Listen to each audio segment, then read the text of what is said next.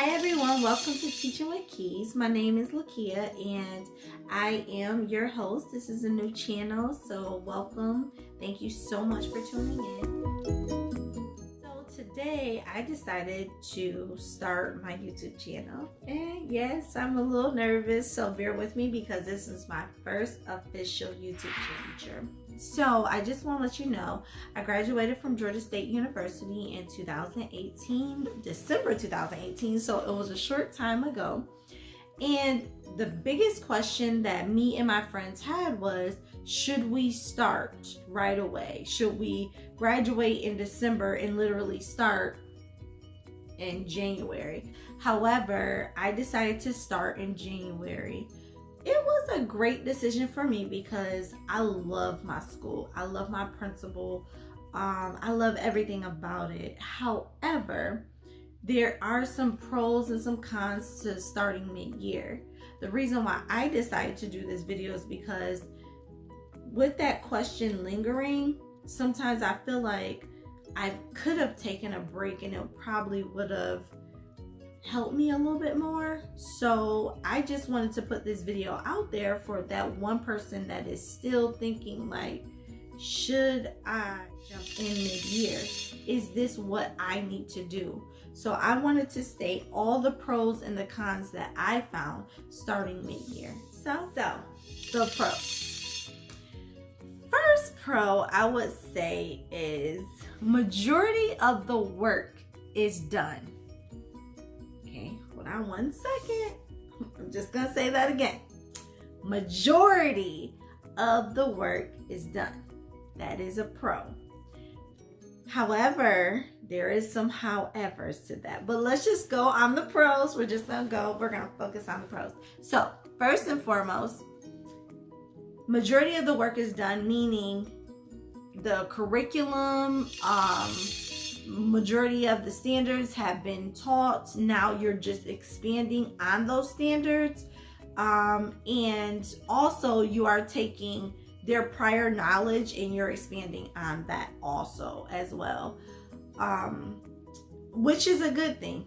The teacher before already did that somewhat, quote unquote, so stay hanging tight for that one.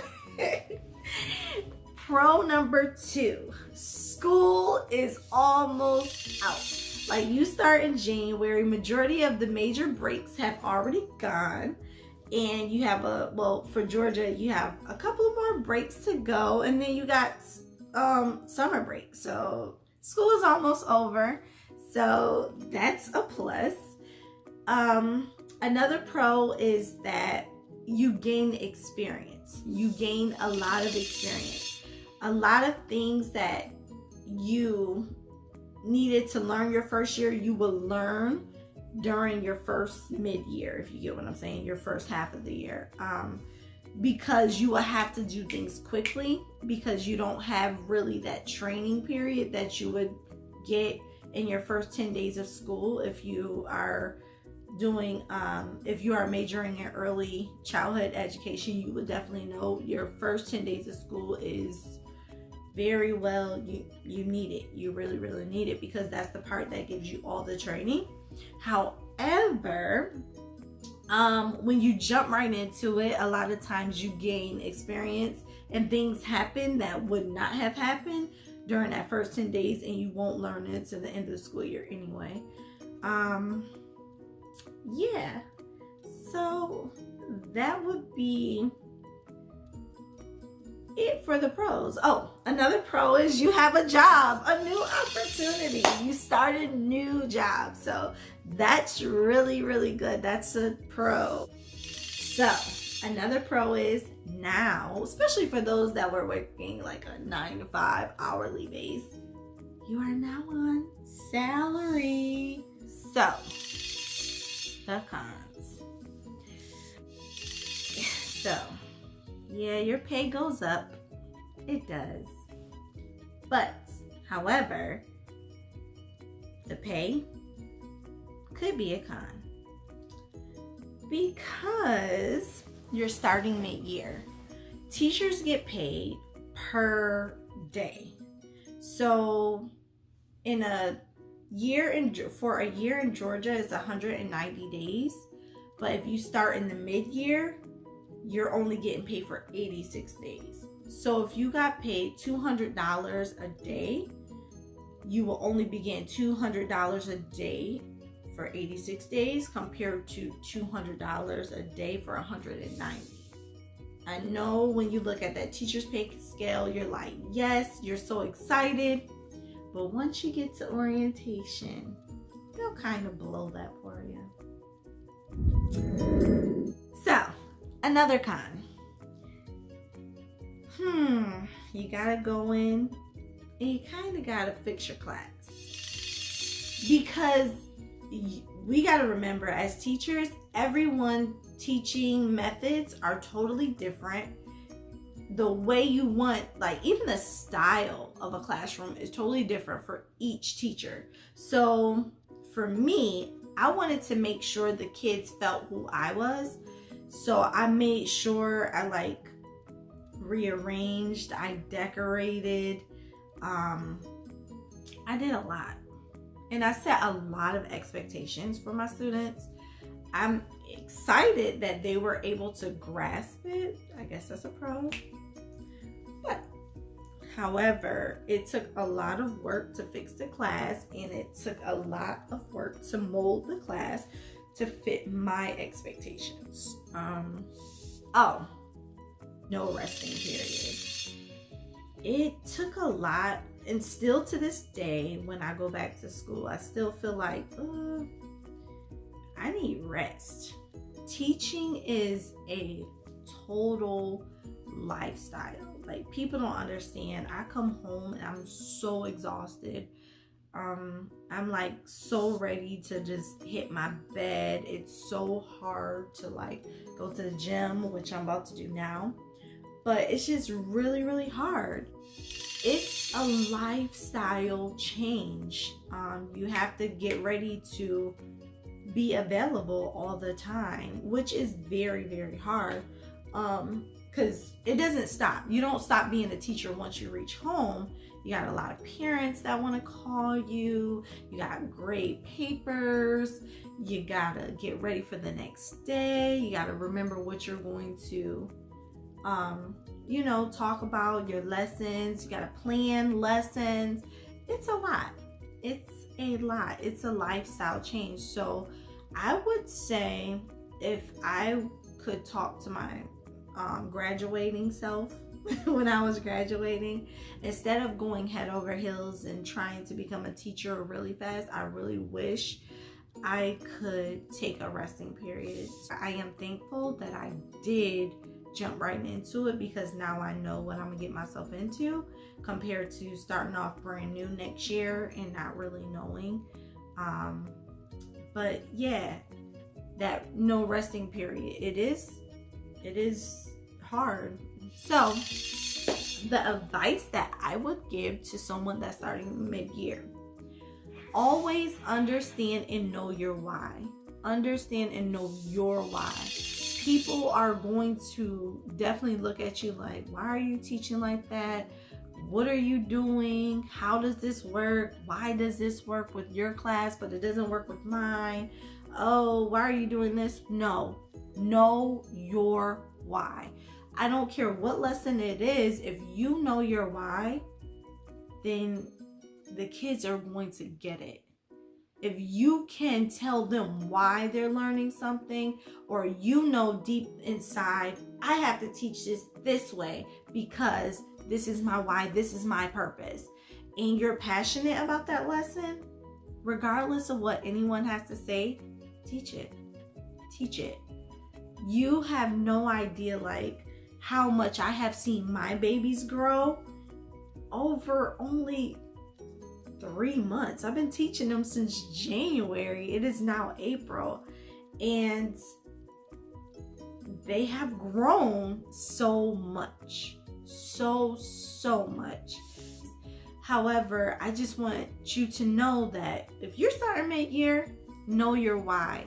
Know those strategies that you learned in school is going to work. They work. However, don't allow people to put doubt in your mind, because they will. They'll be like, where are you? Why are you doing that? That don't work. I tried that before. But don't give up. So number 2 piece of advice, don't give up. Don't ever give up. Whatever you want to do, put it in place. Don't give up on it. It might look messy at the beginning, but don't give up. You got this. A third piece of advice would definitely be stay in your own bubble. Get to know you and what you want your classroom to look like. What do you want to put in place? What is your actions? The good thing is, since you're starting mid-year, you can make mistakes because it all falls. Sorry, it's like I'm a little teacher. So right now, you get to mold and you get to put in place what you want and be okay with making those mistakes. They don't really fall on you. It's mid-year. Another piece of advice, get spoiled by your principal. You're new.